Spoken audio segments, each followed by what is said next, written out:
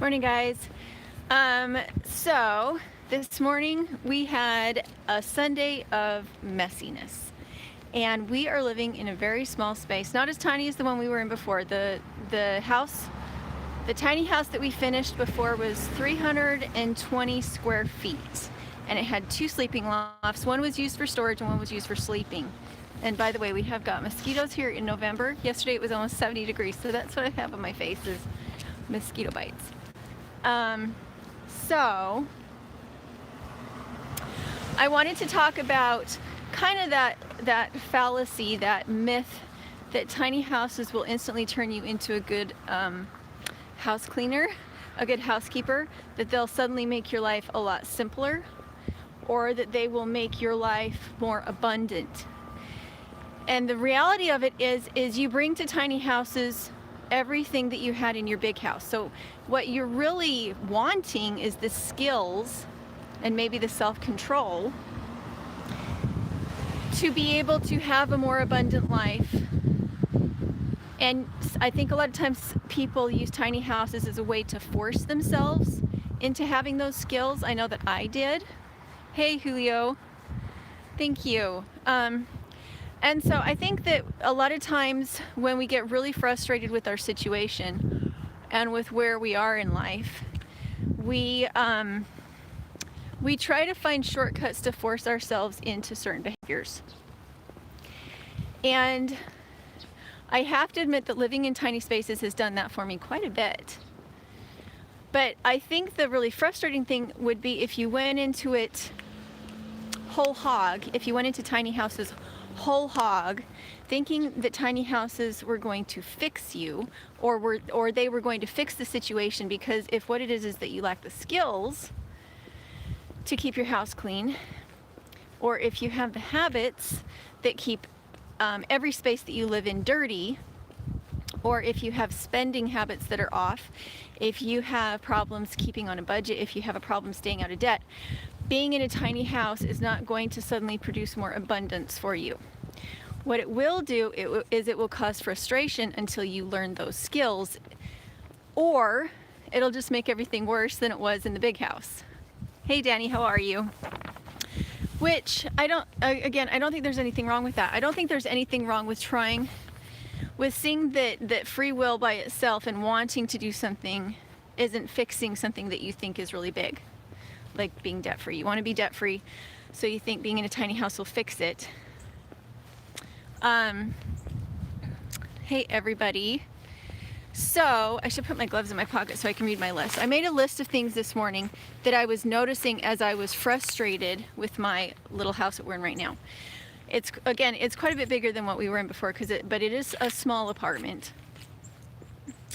And so this morning, what did we find? Maybe I should go back to our tiny cabin and explain that more. What I found in the tiny cabin was that I learned to keep things that I could only use within like maybe 3 months, maybe 6 months at the most. I couldn't have boxes and boxes and boxes of crafting supplies. But the nice thing about that was I wasn't then buying more crafting supplies. I knew that I had a tiny space, and so if I wasn't going to be making something out of it within like maybe a couple weeks, I shouldn't buy it. And when I did buy something, I bought it in very small quantities. So that was helpful. Just to give everybody a caveat though, I had been living in tiny, even tinier spaces for 2 years at that point. We had been on the road in an RV, and then we had still been moving about every 3 months in order to go to different filming locations for another year. So either we were in super tiny spaces in a place like an RV, or we were moving everything we owned in a van about every 3 to 6 months. So I was already in super tiny spaces before we got into our tiny house. I was really good at honing down what we absolutely had to have. The struggle with that is that every time you move into a bigger space, your possessions expand too. Even if you're not purchasing them, you let things come into your life to fill the space. So even in our little apartment, what would stay clean a month ago is having a little bit harder time staying clean now because we've been in the space for a month. And even though I haven't purchased a lot of things, when I go to upcycle, when I go to find something super inexpensive that I know we could use, I have to store it somewhere, and then maybe I don't get around to actually finishing it, and then we start to accumulate piles of stuff again. Hello everybody. Hello Lori, Lenola, I can't pronounce the other one, Ashy, hello. So what was the tipping point this morning is that we are keeping rabbits in our attic, and the girls have been making obstacle courses for the rabbits, and we have been going to the library more. We found some series of books that we thought were really good for the girls, and so we got them more books. And we also have bikes in our living room because there's nowhere safe to put them. We don't have a garage. And so really the secret to tiny house living is the same secret that goes for big house living, in that you're constantly letting things go. If you bring things in, you then need to be equally good at letting things out. Make sure that you're going through clothes all the time. Make sure you're going through crafting supplies all the time.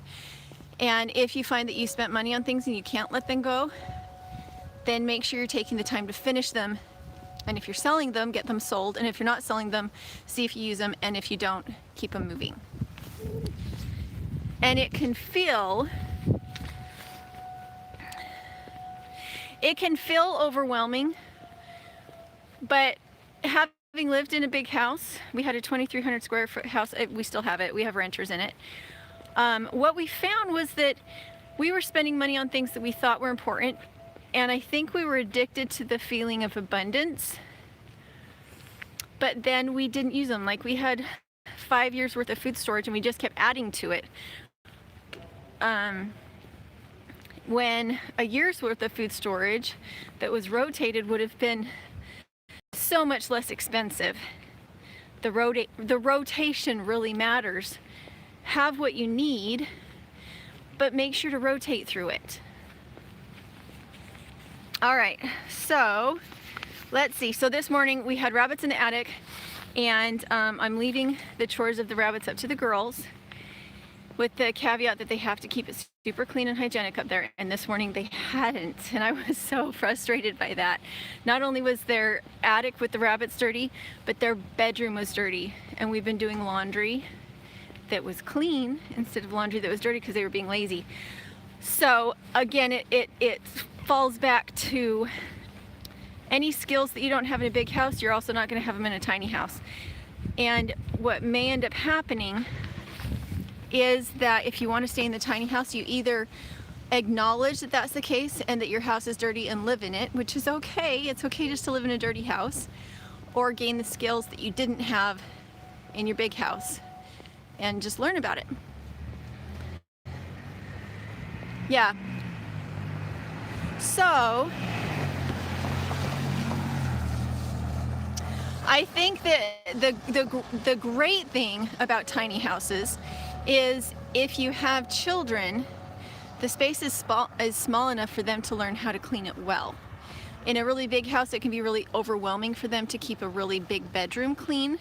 It can be really overwhelming for them to have to do that much vacuuming. It can be overwhelming for them to wash that many dishes, whereas in a tiny house, we only have as many dishes as we have people. 4 bowls, 4 spoons, 4 forks. And so any child, small child, can do all the dishes. And if your actual square footage that needs to be swept is only about 100, you only have about 100 square feet of actual sweeping to be done, any child can do that. And that's significant because it teaches them that they can succeed. It isn't about perfection, and at least in my opinion, it's about showing them that they can succeed, giving them that feeling of having finished something well, so that when they get to bigger tasks in life or when they have their own home, they already know they're capable of it. And because I think a lot of it is frustration. It's not physical capacity, it's frustration. So okay, what else do we have? Okay, one of the things I love about tiny houses is a loft, a sleeping loft, because it means that you can segregate activities into spaces where they really shine. A sleeping loft is fantastic because your body actually learns that you don't go up there until it's time to sleep. It's like a Pavlov's dog and the drooling, is that when you go up those stairs, your body recognizes, oh, we only sleep up here, let's just go to sleep. And we did not let anybody upstairs during the day because we were off-grid. We needed to conserve water. We couldn't afford to be washing sheets every day. If the kids went upstairs and they had stickers or bugs on them or dirt on them and they went upstairs into the loft to play, they would get our bedding dirty and we'd probably have bugs in our sheets and then we'd need to wash them, and we just didn't have the water to do that. So having that designated space that really couldn't be used for anything else, we had almost zero headspace up there. You could sit comfortably as long as you weren't under the eaves. But you couldn't do more than sit. You couldn't kneel. Unless you, yeah, I don't think you could kneel even if you were at the pitch of the roof. And so those sleeping lofts were super valuable. We would store things in crates up under the eaves where we couldn't even sit because it was too short. And we had the same space as a California king-size bed up there. So I slept up there with the girls when John wasn't with us and made sure they were safe and warm. We had a little window we could open for light and air.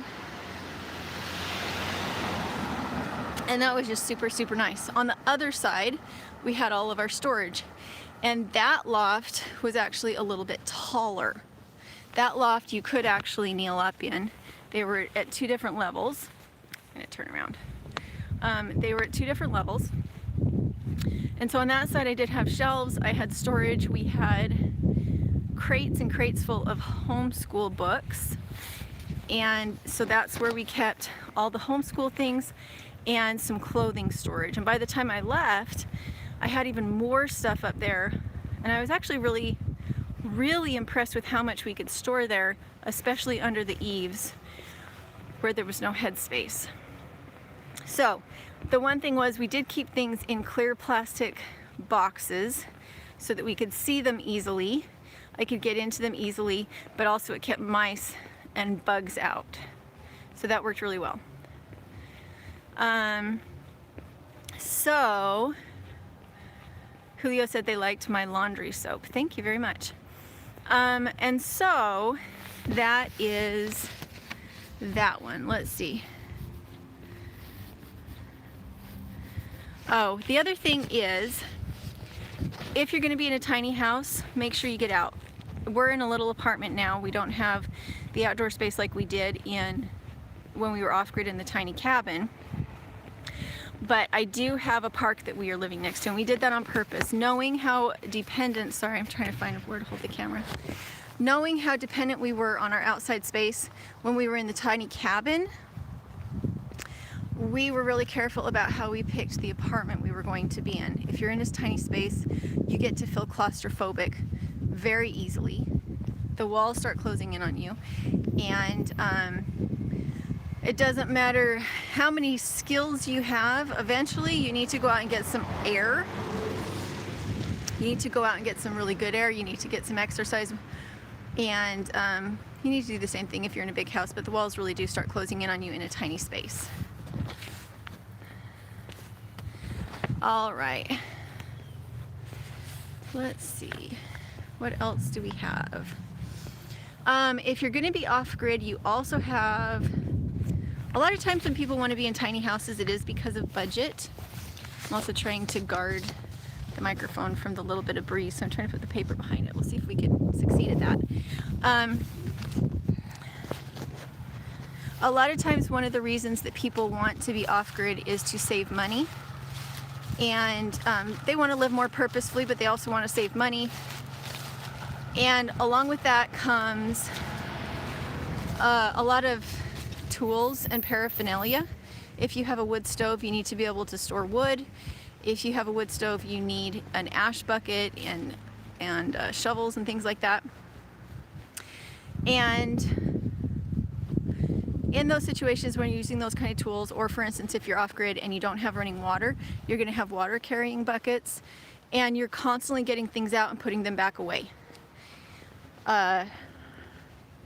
It's just kind of how it works. Is you're constantly moving if you're off-grid. Maybe not so much if you're off-grid with solar, but if you're truly off-grid and you don't have power, things that are generally automated require being put away, taken back out, put away, taken back out. It's how we wash dishes, is we would get bowls out to wash dishes in, and then we'd have to go take the water out to the gray water system. This is especially true if you're in a very cold climate. If you're in a climate where the temperature goes from hot in the summer to really cold in the winter, you have more gear than if your weather is more kind of like this. If you have here and here, you have winter gear and you have summer gear, and it takes up space. And you're all like, if you have a wood burning stove, you're constantly sweeping up after the wood burning stove. You're running out to haul wood in, you're running to haul wood out. You got mud on your boots, and so you're always sweeping. And I don't think that's a bad thing. For us, it was a good thing. You get up, you get mobile, your blood gets flowing, you get out in the sunshine. So I don't think any of that is a negative thing. It's just something that maybe isn't expected by a lot of people. Let's see.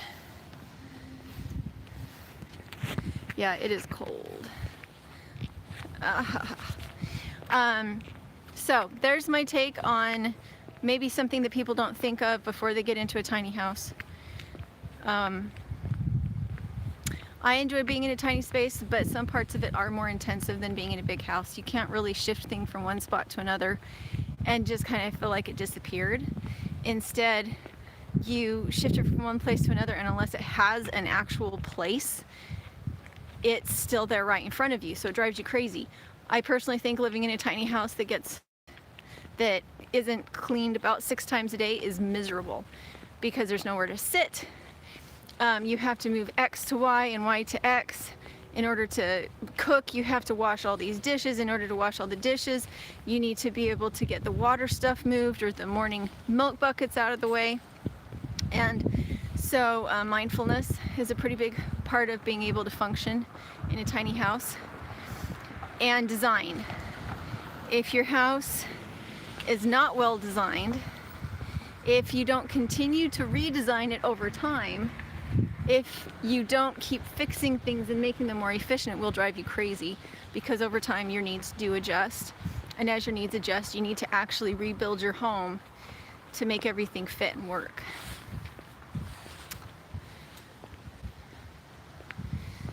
Let's see, Ashley said, my time is the most valuable thing for me, so I think your tiny home was time consuming. It was time consuming, very time consuming, and yet because the thing I was doing while my time was consumed was something valuable to me, it was worth it to me. So it really just kind of depends on your priorities. Sorry, another time holding the phone. Kind of cold out here. So what was that I was saying? I don't remember. Oh, so I've rebuilt that cabin 3 times now. Not the shell, but the inside. As we lived there longer and saw what tools we used all the time, I needed to take out the tools we didn't use, build new storage systems for the things we used every day. And so I've reconfigured the space 3 times now. I've changed out the inside wall panels. We have put in insulation. We've changed insulation and added paint, and then added more paint, and then added other floorings. I mean, in the short time that we've had that tiny cabin, I've changed it pretty quickly, because it becomes apparent very quickly when things need to change in order for there to be comfort. So hopefully that was helpful. let's see, Clueless Homesteader said, I can handle off-grid, not sure I could deal with the tiny house. A little too claustrophobic, I think. I struggled with that before we had it finished. It felt very claustrophobic when it was just a shed. Something about adding those dimensions, something about actually making those spaces smaller but brighter, or smaller and more three-dimensional, something you had to look around, something you had to look up, something you had to look through. By adding those dimensions, it made it much, much bigger, which blows my mind because the space is the same. So when I added in the stairs, it made a huge difference. And then when on top of adding the stairs, I added in the curtains that could wall off the living room. And when we added in the other stairs, and then we put baskets into them so you couldn't see through it, that made a huge difference. So that really surprised me that by bringing in personal touches and making the space useful and adding texture to it, it made it much bigger. When we were first there, we used a really big air mattress up in the sleeping loft, and that was terribly claustrophobic. I really struggled because my nose was only about 6 inches from the ceiling, and oh, that was terrible. So what we did instead is we moved over to the other loft, which had a little bit more space.